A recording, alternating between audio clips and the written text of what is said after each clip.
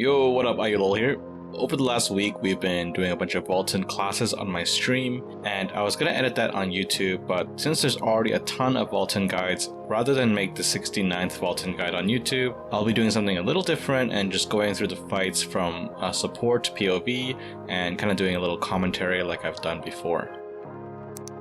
Right when the fight starts, I'll usually lead with a sonic vibration into a sound shock. This will do a couple things. Mainly, it gives the attack buff to my party members, as well as applies my damage debuff to the boss. Since I have the Conviction Judgment rune set up, this also procs my Judgment buff, meaning any skill that I cast with this buff will have a 15% cooldown reduction. I'll use my Awakening skill here to take advantage of the CDR and get a free Serenade bubble to start the fight. Then I'll follow up with my main attack buff and start using my other abilities while waiting for Sound Shock to be off cooldown. This is the split mechanic, which happens at 45 bars.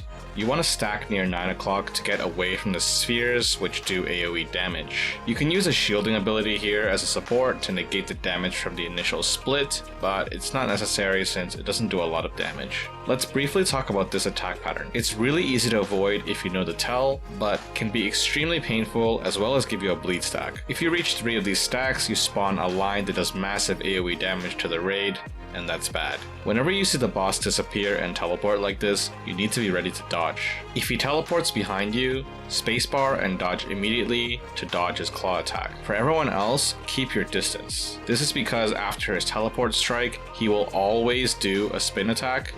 If you approach too early, you'll get hit. To recap, teleport, get ready to dodge, wait for the spin, then go in. In general, when fighting the wolf bosses, you want to be to the sides and back of the boss since he has a lot of frontal cone attacks. With this patch, we'll have the back and head indicators, which should make it easier for you to tell which direction he's facing. For me, I set up my head indicator to be red and my back indicator to be green. So I'll try to position either to the green or the back side, or to the sides of the boss where there are no color indicators. Let's stop here. This is the second of the easy to dodge but painful patterns. Make sure you know this pattern as it will save you a lot of pain and potions. When the boss roars and spawns these line AoEs across the map, you know this pattern is coming. I call them bacon strips. After the bacon strips, he will always backstep and then spawn damaging lines. These lines always spawn in the direction he is facing, then radiate outwards. So what should you do? First of all, put yourself in the gaps of the bacon strips to dodge, then check where he's facing. You want to move away from the boss towards his sides. In other words, run away but in the direction that has no front or back indicators. As a bard, while dodging the initial bacon strips, you can pre-cast Guardian Tune to lessen the damage for anyone caught in this pattern. When fighting the red wolf, the blue wolf can invade, and vice versa. The wolves need to be split up, so the two people with the aggro crosshairs should go to opposite directions. When this happens, check your buff bar for a golden buff. If you have this buff, you should hit the invading wolf, blue in this case. At 30 and 15 bars of HP, the wipe mechanic happens. Everyone spreads out around the boss in the positions you've determined beforehand. When the orbs spawn, stand to the outside but near the orb. That way you'll get aggro on it when it starts moving. Now when it starts moving towards you, you can kite clockwise. Pay attention to the boss's debuffs here. Each orb taken gives the boss 1 stack of the debuff, which lets you do more stagger damage to him. Since I'm number 7, which means that I'm taking the 7th orb, as soon as I can see 6 stacks of the debuff, I'll take my orb, then go into the center to help stagger the boss. If your raid is using the Sidereal Way skill, you can just continue to kite until the balls despawn, since Way will basically stagger the boss by himself. Keep in mind you don't want to kite the orbs near other players, because if they've already taken an orb and they take a second orb, they'll die instantly. Generally, it helps if everyone just kites in the same direction, whether that be clockwise or counterclockwise or zigzag or whatever the heck you guys decide. In this clip, we don't use Way so we can use Thirain for more damage, but our raid leader misses Thirain. Whoops. When you clear the first wipe mechanic, the blue wolf will spawn. As soon as he spawns, you should take note of his arm. The color of his arm tells you what kind of trap he will throw, either red, blue, or green. Now the order of this attack always goes like this. Arm, 2 attacks, then he will throw traps. If you see a red or a green trap, count 2 auto attacks, then get ready to run away. These two traps just do big AoE damage, so as soon as he throws the traps, just run away and you'll be fine. For a bard, if you see a blue trap, save your Guardian Tune. This is because the CC blocking tripod of Guardian Tune, Wind of Protection, lets you immune the freeze from the ice trap. After you count 2 auto attacks, pop your Guardian Tune and it will help your party immensely. This is the Shuriken pattern.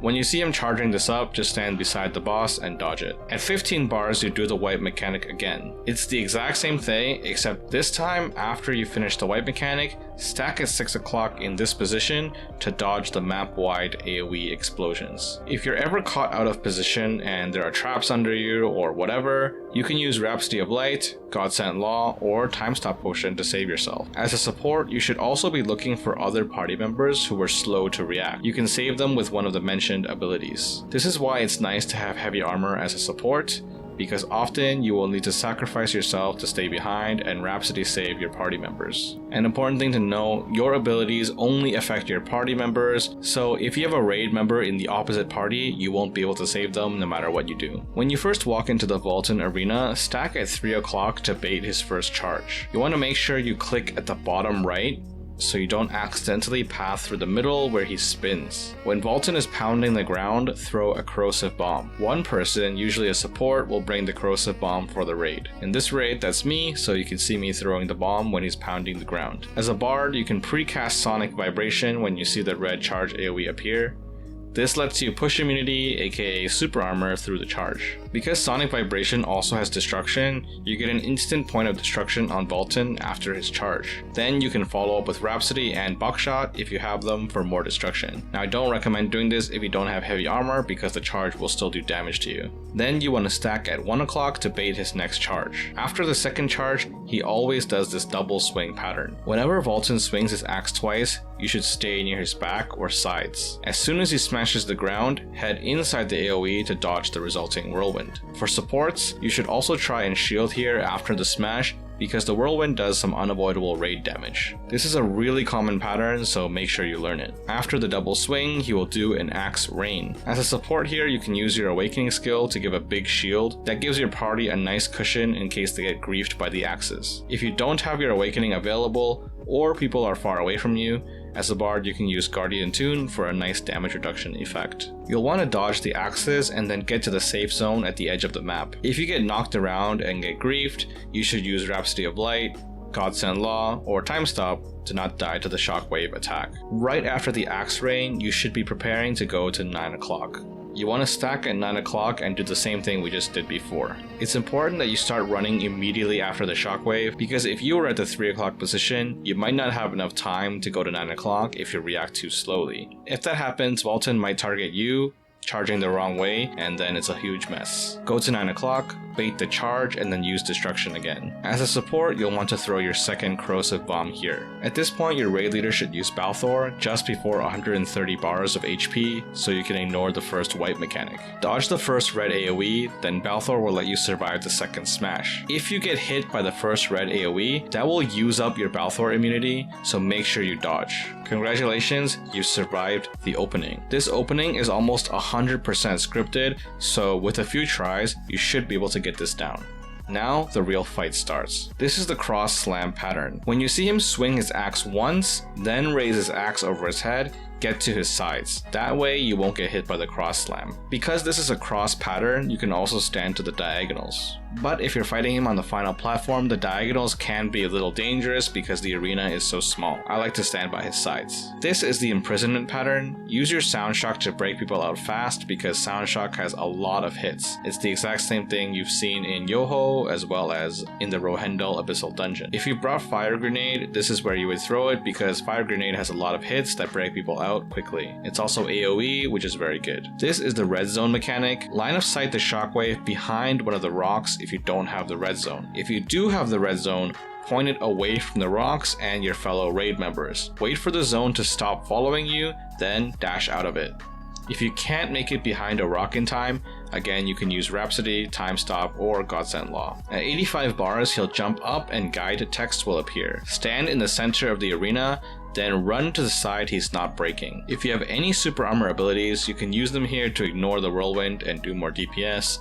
but it's not recommended for beginners, and you certainly don't need to do it as a support since you're not doing any damage anyway. It does look cool though. Then you'll repeat the mechanic where you hide behind the rocks. If you get the red zone, again, point it away from everyone else. After hiding behind the rocks, stay away from them because they will explode. This is the ghost fire pattern, spread out and eat the balls. For each orb left untaken, it will do a shockwave that does a huge amount of damage to the raid and give you a debuff, making you take more damage. This is another good pattern that you can Guardian Tune as a bard, since there's going to be a lot of raid damage from the pulsing energy. Anyone not going for a ball should stay behind to counter Valtan. At 65 bars, he'll do a cutscene. You want to dodge the green puddles that spawn underneath you, then stack up in front of Valtan. If you don't counter him, he'll grab the raid and kill everyone. There is no blue flash here, so you have to time it by either counting to 3 after the cutscene or listen for 2 grunts. After the second grunt, you should press your counter. Usually with 8 people hitting their counter at the same time, one of you will get it, so you don't have to worry too much about failing this mechanic. At 35 bars, he'll do the second destruction. Run to the edge that's already broken. It's important to note you can't run off accidentally, so just stick your mouse all the way to the wall and that way you won't get clipped by this whirlwind. If you do, you'll fly off and die instantly. Then you'll do another rock and cone pattern. This is Valtan's retaliate pattern. You should stack on the hilt of his axe or you'll get knocked off by the sweep afterwards. Everyone needs to stop attacking here. If he receives too much stagger damage, he'll do a strong sweep that knocks everyone off. As a bard, you can precast Rhapsody just in case anyone triggers the retaliate. Rhapsody doesn't have much stagger damage, which means it won't set off the counter, but if you're worried about it, you can always point your Rhapsody away from the boss. You can also precast Sonic Vibration, and if you see Valtan start to do the strong swing, press your button to give yourself super armor. By precast, I mean you can tap your button to bring up the targeting, but not actually cast the spell until you see him trigger the retaliate. Non-support players can also prepare to hit time stop during this pattern, just in case you get griefed. When you get him to around 15 bars, he'll portal out. Make sure you don't stand between him and the portal or you'll get knocked back. Then stay away from 6 o'clock. Stack with your raid and cast Balthor, then you can ignore the rest of this mechanic. Balthor will make it so that you don't have to hide behind the rocks, you don't have to worry too much about the ground pound AoE, and you can just stand in the safe spot and get ready for the ghost phase. Immediately after the ghost phase begins, he'll usually do a spin into a grab. Getting hit by most patterns in this last platform will knock you off, so try to focus. You want to wait near the edge of the platform at the beginning of ghost phase until he does a spin attack. If you don't see him do the grab right after the spin, always be ready to run or dodge because a grab attack is coming. Don't commit to any slow animations, or if you do, be ready to spacebar cancel out of them. After you dodge the grab, you'll be okay to start hitting him until he does the next grab. The next grab happens at 26 and 13 bars of HP, so make sure you check occasionally, and before the next grab, get ready to dodge or save your spacebar. Note that again, if you find yourself about to be grabbed or caught out or anything in this phase, you can just use a time stop potion to save yourself. Unlike the other times, the grab goes through super armor, so only a time stop will save you. If you try to Rhapsody or Godsent Law or a shield or anything through the grab, you will get grabbed anyway and die. He'll also randomly spawn illusions that need to be countered. If you don't see anyone going for them, stand in front of them and wait for the blue flash. Then you can counter with Prelude of Storm or Buckshot if you're a bard. Paladin also has 2 good counter options, so supports are actually really good at countering in this phase. Paladins a little more so than bards. After countering, move into melee range of Valtan to remove one of his armor stacks. A couple things here, when you're going for counter at the edge, be careful and get ready to super armor or time stop because you can easily get knocked off while you're going for a counter. If you're a bard and you're having a lot of trouble with counter, you can try this. The lightning concentration tripod on Prelude of Storm increases the range and turns it into a line AoE. Those of you who PvP will be pretty familiar with this spell. You'll have less Serenade gain, but it'll give you a little bit extra range if you're struggling to hit the counter. If your whole raid is struggling, consider dropping Soundholic and bringing both Buckshot and Storm so you can bring 2 counters. The rest of the ghost phase is the same, just dodging the same patterns, countering, and making sure you don't get grabbed. Whenever you fill up the sidereal gauge by countering, use Rain for big bursts of damage. Okay, here's some more patterns that you can deal with as a support. When Valtan goes through a portal like this, you can use your Awakening or as a bard, Guardian Tune to lessen the damage of anyone hit by by his charges. As soon as you see him open a portal, you can cast your Awakening. Make sure you ping where you are so that your party members can stack on you. Also, ideally you want to stay away from the edge of the arena, because even if you have a shield, you can still get knocked off and die instantly. For the first boss, as a paladin, if you see bleed stacks on yourself or your party, you can use your Holy Protection Shield to remove the bleed debuffs. Having a party-wide cleanse is extremely powerful, so make sure you check your tripods and see that you're using the cleanse tripod. Information overload is a real thing, so I didn't want to cram every single pattern and mechanic in here, but I wanted this video to be a little bit more relaxed and give you a general picture of what to expect in Valtan, as well as a few tips and tricks you can do as a support to make everyone's life easier. If you want the detailed, super detailed explanations of all the Valtan mechanics, as well as the live runs I did on Korea to show everyone the mechanics, you can go over to my Twitch under videos, and all of them are labeled. Just check them out. I stream Monday, Tuesday, Wednesday at 10 a.m. EST, so if you're ever bored, come and say hi. That's gonna be it for this one. Again, if you have any questions, leave them in the comments and I will answer them as best as I can. Good luck in Valtan. This has been IU, and until next time, bye you.